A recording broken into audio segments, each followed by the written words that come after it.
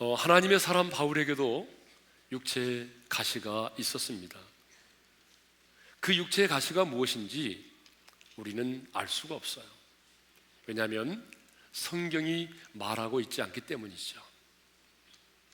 많은 학자들은 이 바울의 육체의 가시를 안질이라고 말합니다. 또 어떤 사람들은 심한 편두통이라고 말하기도 하고요, 또 어떤 사람들은 간질이라고 말하기도 하고, 또 어떤 사람들은 말더듬이라고도 말하고요, 가톨릭에서는 독신의 고통이라고 말하기도 하고, 또 어떤 분들은 가는 곳곳마다 바울을 괴롭혔던 유대인들의 핍박이라고 말하기도 합니다. 그러나 육체의 가시가 무엇이냐 하는 것은 그렇게 중요하지 않습니다. 그보다 중요한 것은 하나님의 사람에게도 육체의 가시가 주어졌다는 거예요. 하나님의 나라와 그 영광을 위해서 사는 하나님의 사람에게도 육체의 가시가 주어졌다는 사실이죠. 결혼도 하지 않고 오직 복음을 위해서 살고자 했던 바울에게도 이런 고난의 가시가 주어졌다는 것입니다. 아니, 신비한 영적 세계를 경험했던 사람에게도 이런 가시가 주어졌다는 거죠. 셋째 하늘에 들어가서 말로는 표현할 수 없는 천국의 영광을 경험했던 사람에게도 이런 육체의 가시가 있었다는 사실입니다. 그렇습니다. 오늘 하나님의 일을 하는 하나님의 사람에게도 가시가 있을 수 있습니다. 복음을 위해 사는 사람에게도 가시가 있을 수 있습니다. 성령 충만한 사람에게도 가시가 있을 수 있습니다. 신비스러운 영적 세계를 경험한 사람에게도 가시가 있을 수 있습니다. 꼭 죄를 지어서만이 아닙니다. 기도가 부족하기 때문만도 아닙니다. 중요한 것은 하나님의 사람에게도 뾰족한 나무 막대기가 육체를 찌르는 것과 같은 그런 고통과 아픔이 있을 수 있다는 거죠. 그러면 왜 육체의 가시가 바울에게 주어졌죠? 우리 7절을 다 같이 보도록 하겠습니다. 다 같이요. 여러 계시를 받은 것이 지극히 크므로 너무 자만하지 않게 하시려고 내 육체의 가시 곧 사탄의 사자를 주셨으니 이는 나를 쳐서 너무 자만하지 않게 하려 하심이라. 성경은 분명히 말씀하고 있습니다. 너무 자만하지 않게 하려 하심이라고요. 자만이 뭐예요? 스스로 높아지는 거잖아요. 그러니까 바울이 스스로 높아지지 않도록 하기 위해서 하나님께서 바울의 몸에, 바울의 인생 가운데 육체의 가시를 주셨다는 거죠. 교만해지지 않도록 하기 위해서 말입니다. 사도 바울은 정말 자만할 수 있는, 교만할 수 있는 모든 조건을 완벽하게 갖춘 사람입니다. 그는 태어난 지 8일 만에 할례를 받은 이스라엘 족속이요 히브리인 중에 히브리인이었습니다. 12지파 가운데 가장 우호의식에 사로잡혀 있던 베냐민 지파의 사람이었습니다. 바리새인 중에 바리새인이었고 율법으로는 흠이 없는 사람이었습니다. 그것만이 아니라 그 당대의 최고의 석학이요 모든 백성들로부터 존경을 받는 그 가말리엘 문화에서 유학을 한 사람입니다. 그리고 로마의 시민권을 가졌던 사람입니다. 여러분, 이것만으로도 바울은 혈통으로나 가문으로나 학문적으로나 도덕적으로나 여러분 자만할 수밖에 없는 그런 모든 조건을 갖춘 사람입니다. 그런데 바울은 영적으로도 누구도 경험할 수 없는 신비한 체험을 한 사람이었습니다. 그래서 바울이 말하잖아요. 여러 계시를 받은 것이 지극히 크므로 너무 자만하지 않게 하려고 하나님이 육체의 가시를 주셨다. 그렇습니다. 예수를 믿고 난 다음에 하나님으로부터 가장 많은 계시를 받은 사람이 누구냐? 여러분, 바울입니다. 그래서 여러분 성경에 보게 되면 바울이 쓴 게 제일 많잖아요. 바울은 하나님께 이끌려서 셋째 하늘에 올라가서 하늘의 영광을 보고 온 사람이에요. 천국을 보고 온 사람이라고요. 삼층천을 체험하고 온 사람입니다. 그것만이 아니라 사람들이 바울의 몸에서 손수건과 앞치마를 가져다가 병든 사람에게 얹어만 놓아도 병든 자가 고침을 받고 여러분 귀신들이 떠나갔습니다. 바울이 가는 곳곳마다 수많은 사람들이 예수를 믿고 주께로 돌아왔어요. 바울이 가는 곳곳마다 주님의 몸된 교회가 세워졌습니다. 자, 이것을 보게 되면 바울은요, 학문적으로나 가문으로나 도덕과 윤리로나 영적인 체험으로나 영적인 은사로나 교만해질 수 있는 모든 조건을 완벽하게 갖춘 사람입니다.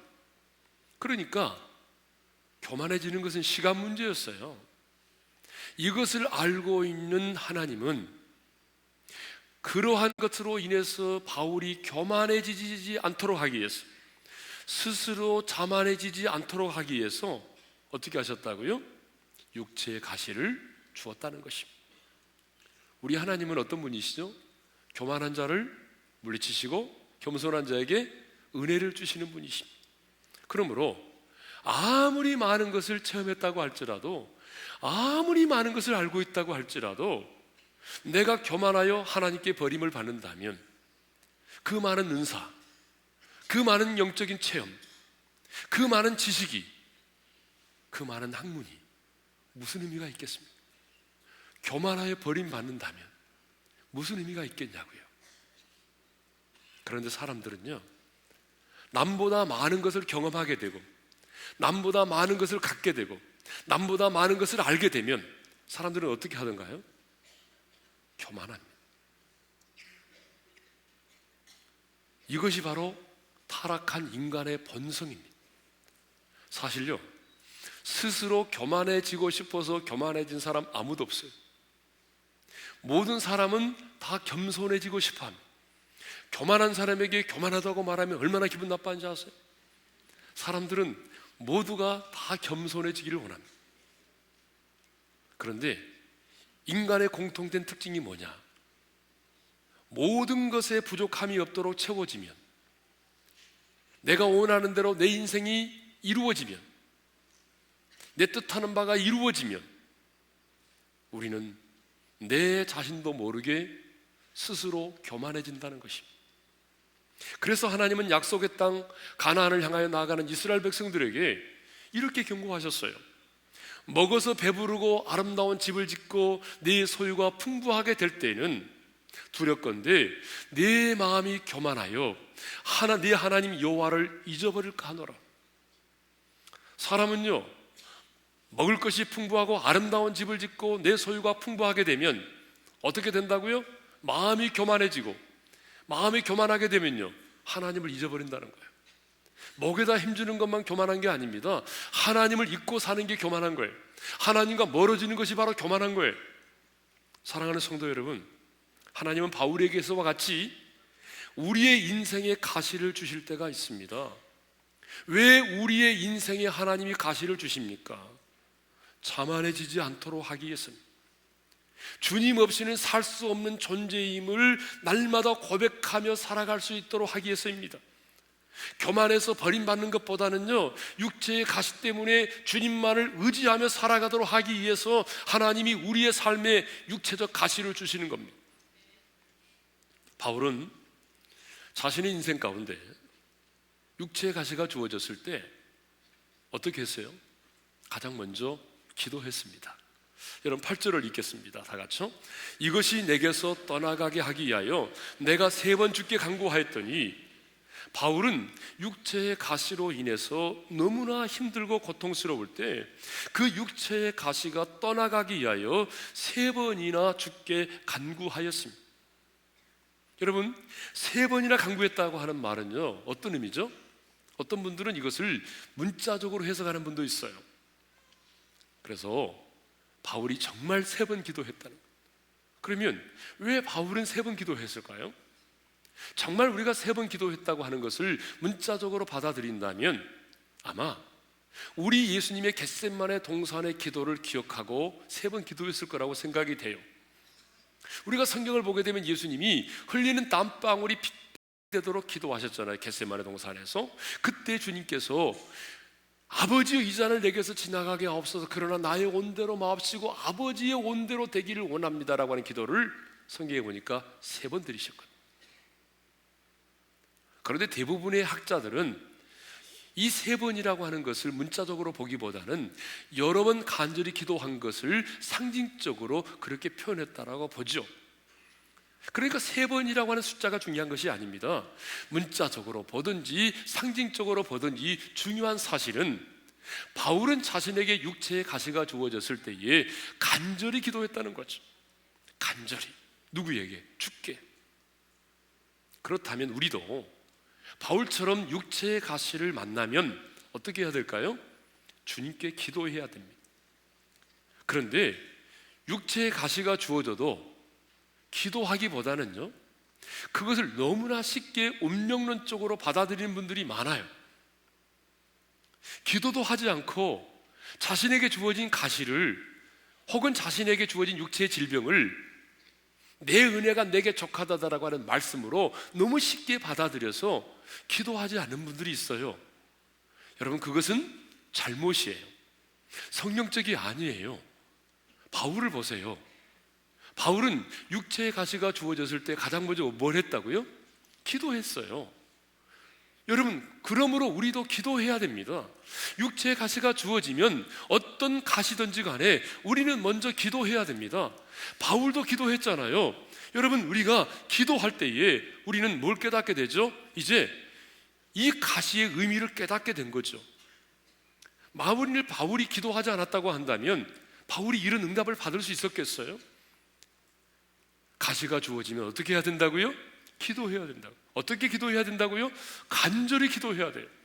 우리가 그렇게 간절히 기도할 때 이 가시가 나의 잘못으로 인하여 주어지는 것인지, 아니면 악하고 게으름 때문에, 나의 약함 때문에 주어진 것인지, 청지기로서 내게 준 물질과 시간과 건강을 내가 잘 관리하지 못하기 때문에 주어진 것인지, 아니면 하나님의 섭리와 주권 속에 주어지는 것인지 기도할 때 우리가 비로소 알게 되는 거죠. 그러므로 여러분, 어떤 가시가 주어지든지 간에 여러분의 인생 가운데 가시가 주어지거들랑 어떻게 하라고요? 주님께 간절히 기도할 수 있기를 바랍니다. 자, 바울은 하나님께서 육체의 가시를 내게서 떠나가게 해달라고 3번이나 주께 간절히 기도를 했습니다. 그런데 하나님은 이 바울의 기도에 대해서 이렇게 말씀하셨어요. 자, 우리 9절 상반절을 읽겠습니다. 다 같이요. 나에게 이르시기를 내 은혜가 네게 족하도다. 이는 내 능력이 약한 데서 온전하여 짐이라 하신지라. 자, 하나님은 육체의 가시를 제거해 달라고 하는 이 바울의 간절한 기도에 어떻게 응답하셨습니까? 내 은혜가 내게 족하도다. 그리고 이는 내 능력이 약한 데서 온전하여 짐이라고 말씀하셨습니다. 하나님은 바울에게, 바울아, 그래, 내가 너의 육체의 가시를 제거해 줄게 라고 말씀하지 않으셨습니다. 바울아, 네가 비록 육체의 가시로 인해서 고통을 겪고 괴로움을 당하고 있지만 내가 너에게 베풀어진 그 은혜를 인하여 만족하며 살아라. 그렇게 말씀하신 거죠. 비록 네가 지금 그 육체의 가시를 인하여 너무나 고통스럽고 괴로운 나날을 보내고 있지만 그럴지라도 내가 너에게 베풀어준 그 은혜에 만족하며 살라는 거잖아요. 여러분, 사람들은요, 뭐를 은혜라고 생각하냐면 형통을 은혜라고 생각해요. 많은 사람들은요, 잘 되는 것만 은혜라고 생각해요. 승진하는 것만 은혜라고 생각해요. 좋은 대학에 들어가는 것만 은혜라고 생각한다고요. 그런데 바울은 저주로 생각했던 가시가 하나님의 은혜라는 사실을 깨닫게 된 거예요. 성도 여러분, 한 해가 저물어 갑니다. 한 해를 돌이켜 볼 때에 가정적으로나 개인적으로 안타까운 일들도 많이 있었을 것입니다. 자녀 때문에 가슴을 졸이면서 남 모르게 눈물을 흘릴 때도 많이 있었을 것입니다. 때로는 남편 때문에 아무도 모르게 속 조르는 눈물을 흘릴 때도 많이 있었을 것입니다. 때로는 아무리 기도해도 응답은 없고 일은 더 꼬이기만 하고 힘들고 어려운 삶이 계속될 때 하나님을 향하여 원망하며 불평했던 순간도 있었을 것입니다. 바울처럼 육체의 가시를 제거해 달라고 기도했건만 그 육체의 가시를 제거해 주지 않을 때 하나님에 대한 거절감도 있었는지도 모르겠습니다. 그런데 오늘 주님이 저와 여러분에게 이렇게 말씀하십니다. 내 은혜가 내게 족하도다. 내가 너에게 베풀어준 은혜와 사랑을 생각해 보라는 것입니다. 내가 그 가시로 찔리는 그 가시로 인해서 네가 고통스럽고 힘들어하지만 그것만 보지 말고 내가 너의 인생 가운데 베풀어준 은혜를 생각해 보라는 거죠. 내가 너를 죄와 사망의 법에서 구원하여 주지 않았느냐? 내가 너에게 나의 생명을 주지 않았느냐? 내가 너를 지금 여기까지 인도해 주지 않았느냐? 내가 너에게 베풀어준 그 은혜, 그 사랑, 그 놀라운 하나님의 은혜를 생각해 보라는 거죠. 한 해 동안 베풀어 주신 그 놀라운 하나님의 은혜를 생각하면서 우리 함께 이 찬양을 부르고 싶습니다. 주의 사랑을, 주의 선하심을, 주의 은혜를 생각해 보라. 주의 사랑을, 주의 선하심을, 주의 은혜를, 주의 은혜를 생각해 보라. 하늘보다 더 높으신 아버지의 사랑 그거 놀라네. 아버지 사랑 그거 놀라네. 내 어찌 그 사랑 잊으리. 어찌 주의 긍휼 잊으리. 내 영혼의 모든 소원 만족시킨 하나님. 주의 사랑을, 주의 선하심을, 주의 은혜를, 주의 은혜를 생각해보라. 하늘보다 더 높으신 아버지의 사랑 그거 놀랍네. 아버지 사랑 그거 놀랍네. 내 은혜가 내게 족하도다. 이 말은요, 육체의 가시가 주는 고통 속에서도 이미 너에게 준 그 하나님의 은혜를 만족하며 감사하며 살라는 것입니다. 하나님은 없애달라는 가시는 없애주지 않으시고 바울에게 대신 그 가시의 의미를 설명해 주셨습니다. 그러니까 이 말씀은 사실 바울의 입장에서 보게 되면 기도의 거절입니다. 하나님은 육체의 가시를 제거해달라고 하는 바울의 기도를 거절하셨습니다. 내가 너에게 베풀어준 은혜를 인하여 만족하며 살라는 것입니다. 이 말은 바울이 나중에 깨닫고 고백한 말이 아니에요. 하나님이 직접 바울에게 하신 말씀이에요. 그러니까 하나님이 직접 바울에게 거절하신 거죠. 성도 여러분, 우리 하나님은요, 우리의 모든 기도를 들으시는 분이세요. 그렇지만 우리의 모든 기도에 응답해 주시는 분은 아니세요. 때로는 우리의 기도를 거절하실 때도 있습니다. 하나님은 우리가 기도하자마자 곧바로 그래 알았어, 내가 응답해 줄게. 이렇게 응답할 때도 많아요. 때로는 우리가 뭔가를 기도할 때 아직 때가 아니니까 조금 더 기다려라, 기다리라고 말씀하실 때도 있어요.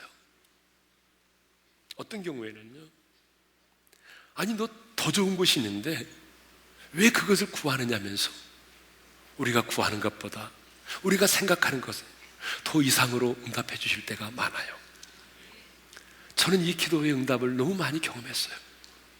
내가 구하는 것, 내가 생각하는 것 이상으로 응답해 주시는 하나님 참 많이 만났어요. 그런데 어떤 경우에는 하나님이 우리의 기도를 거절하실 때가 있습니다. 사실 따지고 보게 되면 우리의 입장에서 거절이지 하나님 편에서는 응답인 것입니다. 예수님의 겟세마네 기도의 동산의 기도도 거절당했다는 것 여러분 아세요? 우리 예수님이 십자가를 지시기 전에 아버지여 할 수만 있거든 이 잔을 내게서 지나가게 해달라고 기도했어요. 그렇지만 하늘의 하나님 아버지는 그 기도를 거절하셨어요. 만일에 하나님 아버지가 그 기도를 받으시고 우리 예수님의 그 고난의 잔을 제거해 주셨다고 한다면 여러분 오늘 저와 여러분의 구원이 있을 수가 있겠습니까? 나를 내 자신보다 가장 잘 아시는 분이 바로 나의 주님이십니다. 무엇이 내 영혼에 유익이 되고 무엇이 내 영혼에 손해가 되는지 나를 너무나 잘 아시는 분이 우리 주님이십니다. 그러므로 주님은 많은 경우에 우리의 문제를 해결해 주시기보다는 그 문제를 그대로 놓아두시면서 그것을 감당할 수 있도록 힘을 주십니다. 여러분, 우리는 문제가 해결되는 것만이 은혜라고 생각합니다. 아닙니다. 하나님은 문제를 해결해 주기보다는 그 문제를 이겨낼 수 있는, 그 고난을 이겨낼 수 있는 힘과 능력을 주십니다.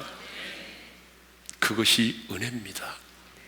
아니, 어떤 경우에는 깨닫게 하십니다. 깨달음이 은혜인 것입니다. 바울은요, 자신의 간절한 기도가 거절당했을 때 어떻게 반응했을까요? 자, 우리 9절 하반절을 읽겠습니다. 다 같이요. 그러므로 도리어 크게 기뻐함으로 나의 여러 약한 것들에 대하여 자랑하리니 이는 그리스도의 능력이 내게 머물게 하려 함이라.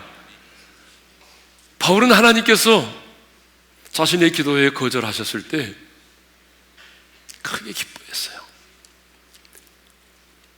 여러분, 씁쓸한 미소를 지은 게 아니에요. 성경이 분명히 말씀하고 있잖아요. 크게 기뻐했다고요. 자신의 기도가 거절됐음에도 불구하고 바울은 낭망하지 않았습니다. 불평하지 않았습니다. 원망하지 않았습니다. 기도를 쉬는 죄를 범하지 않았습니다. 도리어 크게 기뻐했습니다. 가시가 물러간 것도 아닙니다. 여전히 자기의 처지와 환경이 바뀌어진 것도 아닙니다. 그런데 크게 기뻐했어요. 여러분, 바울이 왜 기뻐한 줄 아세요? 그 이유는 한 가지입니다. 가시의 의미를 알았기 때문이죠.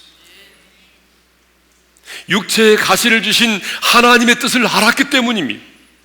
사도 바울은 기도를 통해서 왜 하나님이 나에게 이런 육체적 가시를 주셨는지를 알게 된 거죠. 여러 계시를 받은 것이 지극히 크므로 너무 자만하지 않게 하시려고 하나님이 나에게 육체의 가시를 주셨구나 깨닫게 된 거죠.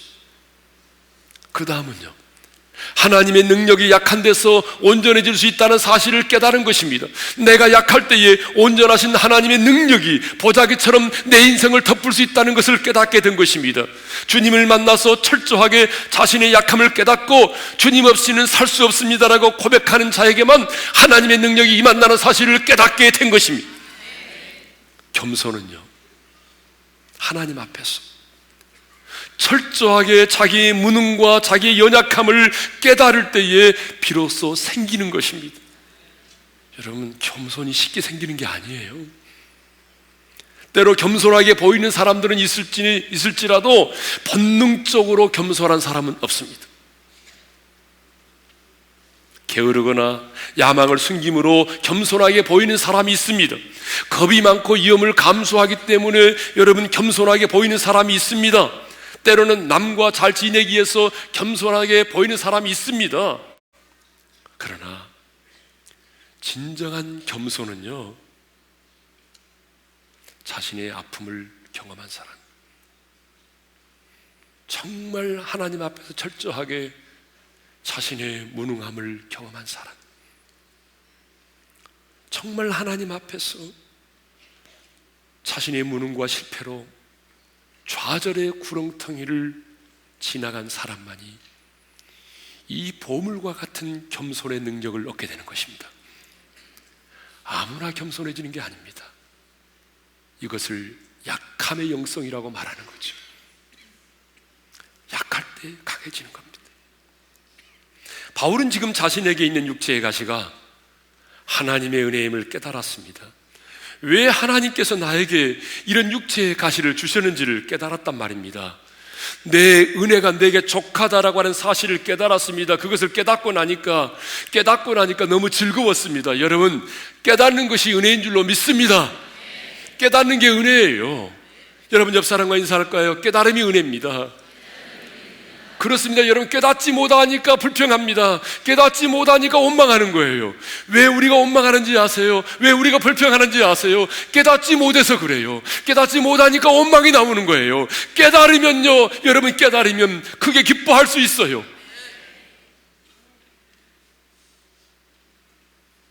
바울은 깨닫고 나니까 너무 기뻤어요. 하나님 나를 이렇게 사랑하시는구나. 하나님이 나를 얼마나 사랑하셨으면 자만해지지 않도록 하기 위해서 이런 육체의 가시를 주셨을까. 하나님이 나를 이렇게 사랑하시는구나. 깨닫고 나니까 기뻤어요. 깨닫고 나니까 자신의 약함이 도리어 자랑이 됐어요. 사람들은 약함을 자랑하지 않거든요. 사람들은 가진 것을 자랑하고 강함을 자랑하잖아요. 사람들은 약한 것을 숨기려고 해요. 그런데 깨닫고 나니까 자신의 약함을 기뻐하고 자랑했던 것입니다. 그렇다면 여러분은 여러분의 기도가 응답되지 않았다는 사실 때문에 기뻐해 본 적이 있어요? 여러분, 많이 삐지고 토라지셨잖아요. 왜 하나님은 내 기도에 이렇게 응답하지 않을까? 여러분, 이것 때문에 많이 삐지고 토라졌잖아요. 단세 끝나고 삐지고 토라진 분 있죠? 바울은 자신의 기도가 응답되지 않았다는 사실을 인해서 기뻐했거든요. 여러분은 여러분의 약함을 자랑해 본 적이 있어요? 여러분의 자녀가 명문대학 입시에 떨어진 거 자랑해 본 적이 있어요? 숨기고 싶었잖아요. 그래서 숨기는 정도가 아니라 너무 창피해서 전화 코드까지 뽑고 집 밖으로 나오지 않았잖아요. 기도가 거절되었을 때 기뻐하는 것은 정말 어렵습니다. 약한 것을 인하여 자랑하는 것 쉬운 일이 아닙니다. 그러나 하나님의 절대적인 주권과 섭리를 깨달으면, 하나님이 나를 사랑하시기 때문에 이런 가시를 주셨다는 사실을 깨달으면 여러분, 바울처럼 크게 기뻐할 수 있습니다. 그리고 자신의 자랑을, 자신의 약함을 자랑할 수가 있는 것입니다. 성도 여러분, 바울에게만이 아니라 저와 우리 모두에게도 육체의 가시가 있습니다. 여러분, 꽃들을 보십시오. 정말 아름다운 꽃에는 가시가 있어요. 산딸기에도 가시가 있는데 꽃 중에 꽂힌 장미에는 얼마나 가시가 많습니까? 생선도 보게 되면 가시 많은 생선이 먹기는 힘들어도 맛은 있잖아요. 오늘 저와 여러분에게도 고통과 아픔의 가시가 있습니다. 늘 우리를 찌르는 가시가 있어요. 그 가시 때문에 안 하던 새벽 기도도 해보고, 그 가시 때문에 자만해지지 못하고 납작 엎드리고. 여러분, 우리에게 가시가 있어요. 그것이 어떤 사람에게는 육체의 질병일 수도 있고요, 어떤 사람에게는 가난일 수도 있어요. 어떤 사람에게는 배우지 못한 짧은 학벌일 수도 있습니다. 어떤 사람에게는 남 모르는 과거의 아픔과 상처일 수도 있죠. 숨기고 싶은 아픔일 수도 있어요. 어떤 분들에게는 좋지 못한 환경일 수도 있습니다. 아니면 신체적인 장애일 수도 있어요. 아니, 어떤 분에게는 내 사랑하는 남편과 내 아내가 되게 가시가 될 때도 있어요. 때로는 부모가, 때로는 내 사랑하는 자식이 나를 찌르는 가시가 될 수도 있습니다. 혹시 우리 중에 이 가시 때문에 마음 아파서 울고 있는 분이 계십니까? 가시를 가시로만 보지 말고 가시 속에 담겨져 있는, 숨겨져 있는 하나님의 은혜를 볼 수 있기를 바랍니다. 이 찌르는 가시가 너무 힘들고 고통스러울 때 그 가시만 묵상하지 말고 한번 나를 위해 십자가에 죽으신 주님을 생각해 보시길 바랍니다. 우리가 당하는 육체의 가시가 고통스럽고 괴로워도 여러분, 예수님이 당하신 육체의 가시에 견딜 수가 있겠습니까? 우리가 아무리 억울한 일을 당하였다고 할지라도 주님이 당하신 그 억울함의 고통에 견딜 수가 있겠습니까? 우리가 아무리 배신의 아픔을 당하였다고 할지라도 주님이 받으셨던 배신의 아픔과 견딜 수가 있겠습니까? 여러분이 아무리 외롭고 고독하다고 할지라도 엘리 엘리 라마 사박다니를 외쳤던, 그렇게 절규하셨던 주님의 그 외로움과 고독과 견딜 수 있겠습니까? 저는 목회를 하면서 참 의외로 많은 분들이 이 관계의 가시로 인하여 고통당하며 괴로워하는 모습을 보고 있습니다. 사랑하는 남편과 아내가 서로의 가시가 돼서 하루하루 서로를 찌르면서 고통 속에 살아가는 그런 분들이 의외로 너무 많습니다.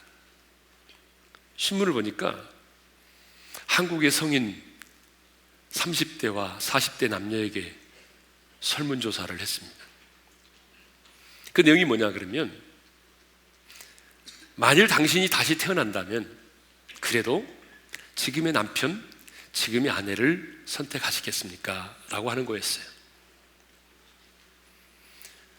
여러분, 집에 가서 절대 그렇게 묻지 않기를 바랍니다. 괜히 집에 가서 서로 싸우니까. 자, 그 결과 남자들은요 65%가 내가 다시 태어나도 지금의 아내를 선택하겠다라고 대답을 했어요. 그런데 여자들은요 33%만이 다시 태어나도 지금의 남편을 선택하겠다라고 했습니다. 그러니까 여성의 67%는 내가 미쳤냐, 그 남자하고 다시 결혼하게? 여러분, 그런 마음을 가지고 사는 거죠. 내가 TV를 보니까 영화배우 신성일 씨와 명란 씨도 다시 태어나도 그 남자, 그 여자를 만나지 않겠다라고 하더라고요. 자, 어느 목사님이 설교 중에 여성들에게 물어보았답니다.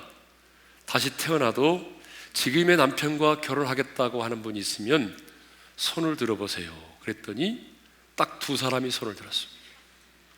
한 분은 남편을 먼저 천국에 보내고 혼자 사시는 분이셨는데, 남편이 그렇게 잘해주시느냐고 물었더니 그 할머니가 이렇게 말씀하셨어요. 그놈이 그놈이지 뭘 그랴? 또 손을 든 한 부인에게 남편의 어떤 면이 그렇게 좋으냐고 물었더니 그 부인이 이렇게 대답을 하더랍니다. 제가 결혼한 지 21년이 되었습니다. 그동안 열심히 교육시켜 놓아서 이제 조금 사랑구실 하는데 어떻게 다시 시작하라는 말입니까? 자, 그렇다면 여러분, 목사님과 사모님들은 어떨 것 같습니까? 2009년 목회와 신학에서 30대와 40대 목회자들을 대상으로 부부생활 만족도를 조사했는데요, 목사님들에게 지금의 아내에 대하여 만족하십니까? 라고 물었더니 53.3%의 목사님들이 만족한다, 그리고 33.5%가 매우 만족한다라고 대답을 했습니다. 그러니까 여러분, 응답자의 87%가 지금 사모에 대해서 만족하고 있고 자기 자신이 사모에게 행복하게 해주고 있다고 생각하는 거죠.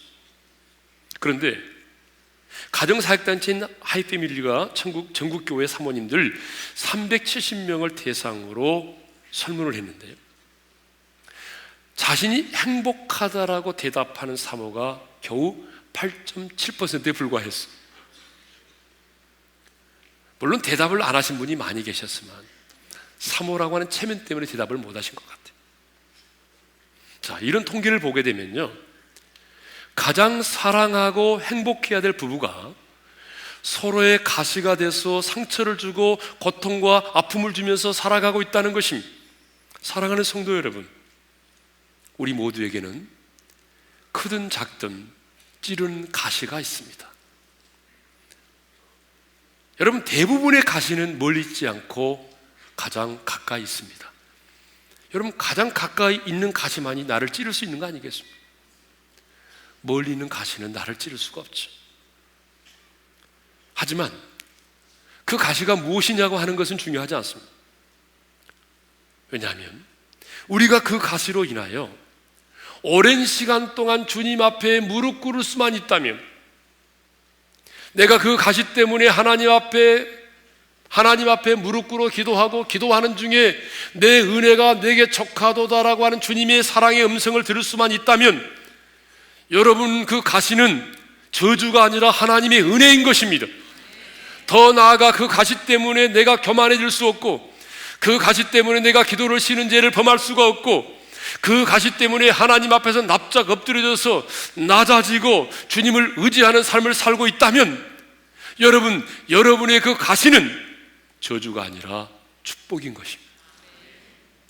분명히 가시는 아픔이고 고통입니다.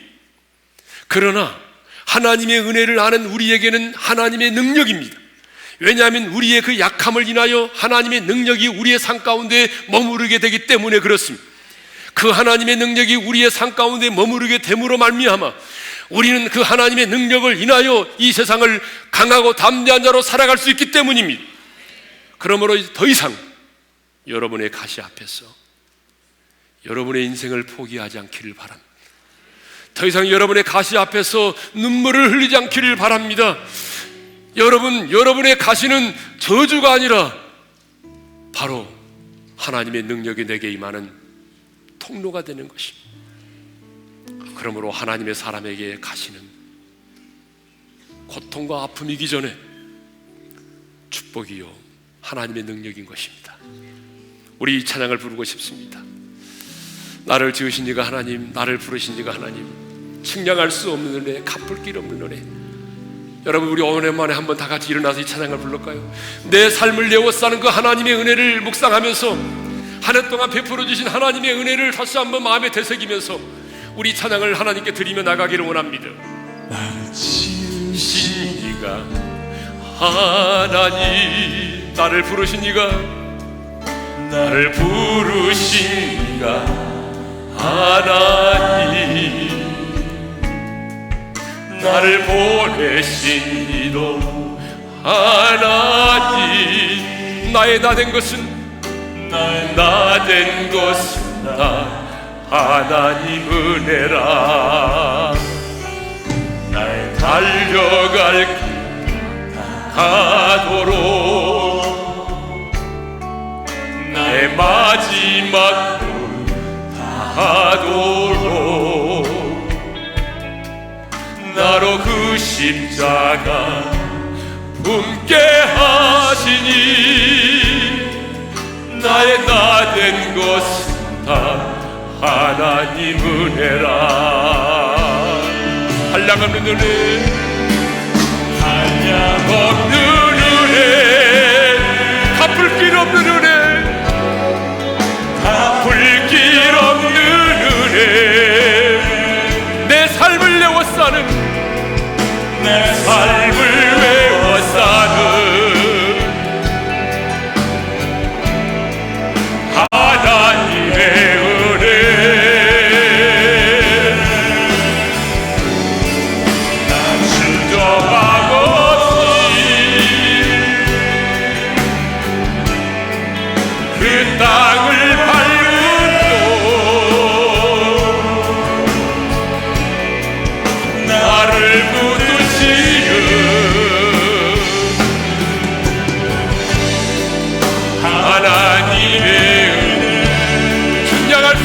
은혜, 갚을 길 없는 은혜, 한량없는 은혜,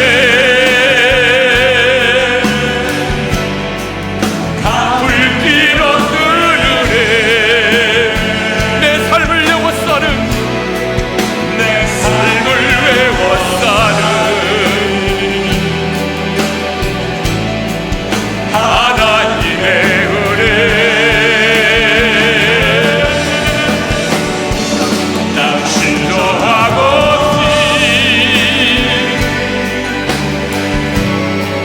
그 땅을 밟음으로 나를 붙드시는,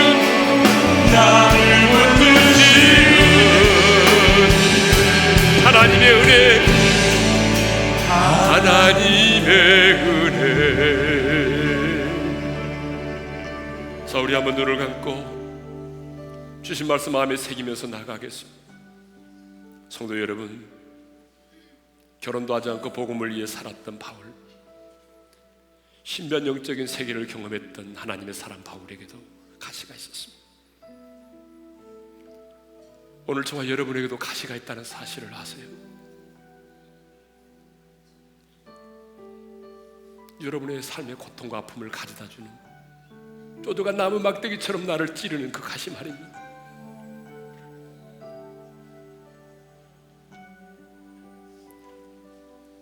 바울은 그 가시로 인해서 기도했어요. 그랬더니 하나님 말씀하셨어요. 내 은혜가 내게 족하다고.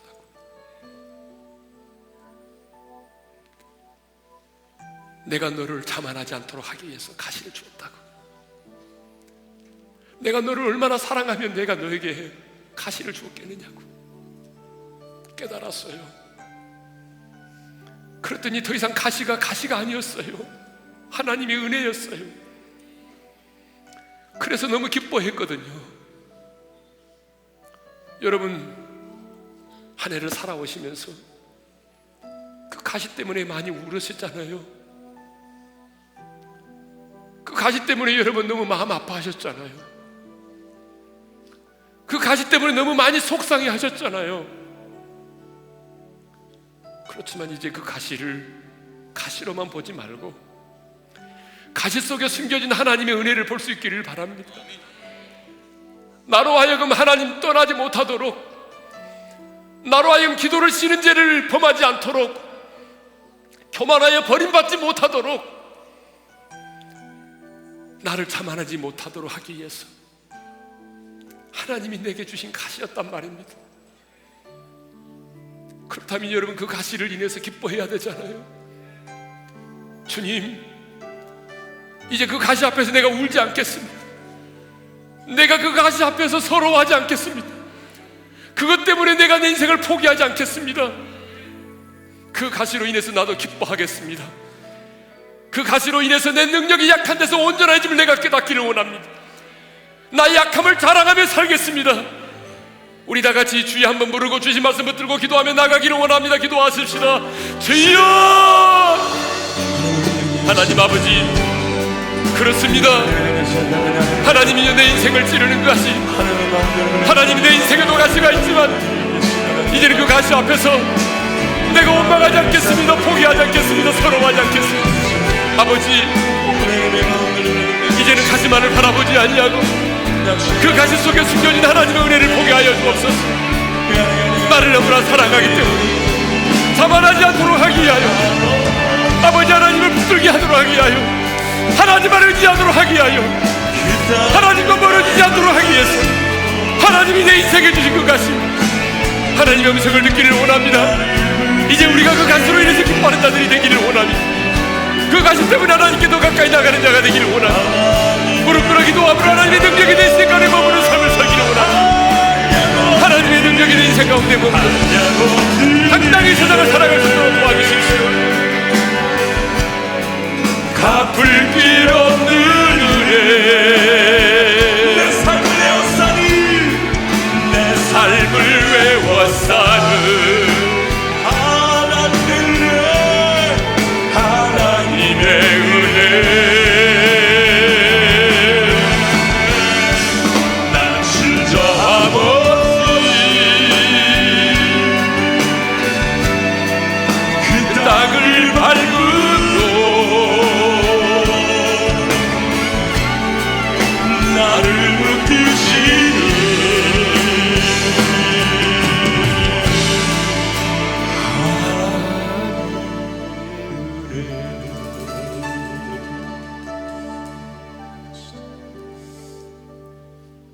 하나님 아버지,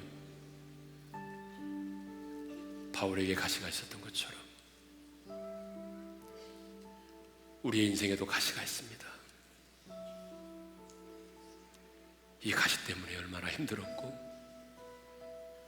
이 가시 때문에 얼마나 많은 눈물을 흘렸는지 모릅니다.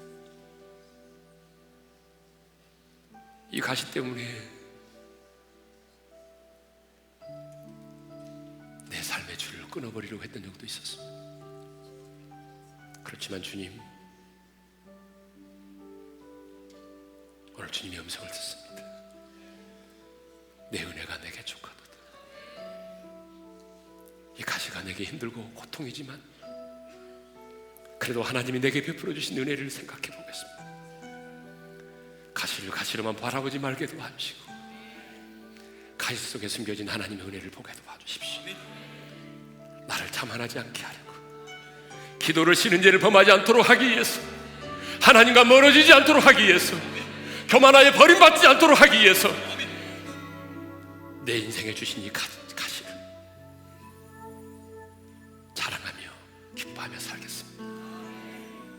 이제는 우리 주 예수 그리스도의 은혜와 하나님 아버지 극진하신 그 사랑하심과 성령님의 감동하심과 교통하심과 축복하심이 이제는 가시를 가시로만 바라보지 않고 그 가시 속에 숨겨진 하나님의 은혜를 보며 살기를 원하는 우리 지체들 위해 이제로부터 영원토록 함께 하시기를 축원하옵나이다. 아멘.